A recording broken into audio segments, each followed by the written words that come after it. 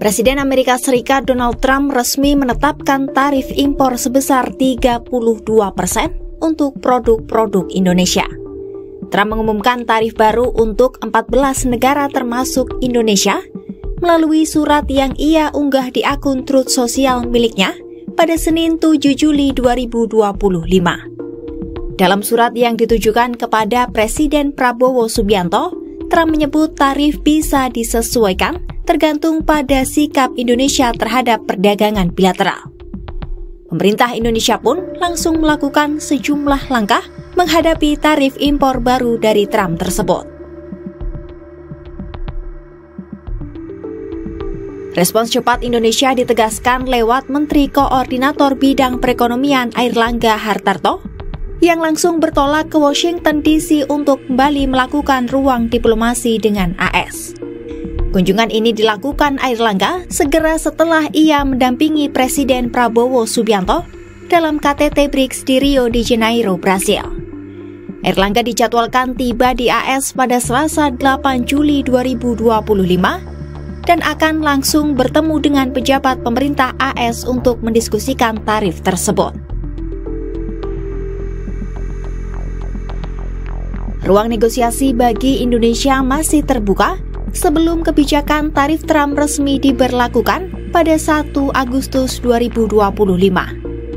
Artinya, Indonesia masih memiliki waktu hingga sebelum tanggal penetapan tersebut untuk melakukan negosiasi.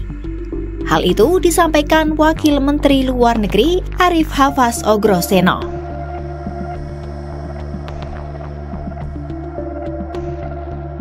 Ia pun berharap proses negosiasi Indonesia dengan AS yang ditangani langsung oleh Menko Perekonomian Airlangga Hartarto bisa mencapai hasil yang baik.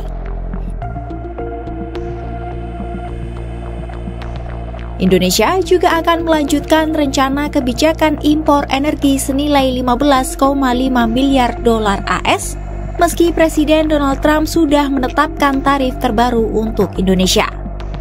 Wakil Menteri Energi dan Sumber Daya Mineral atau ESDM, Yulio Tanjung menyatakan, tawaran impor dari pemerintah itu sejalan dengan upaya yang dilakukan Menteri Perekonomian Airlangga Hartarto untuk kembali membuka ruang diplomasi ke AS.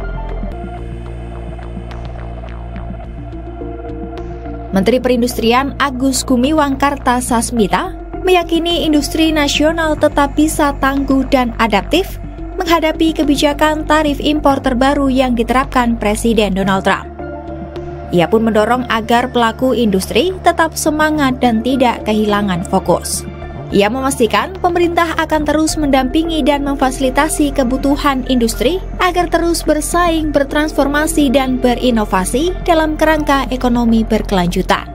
Meski begitu, ia juga menegaskan pemerintah Indonesia akan terus mengedepankan upaya negosiasi dan dialog untuk menjaga keberlanjutan akses pasar internasional.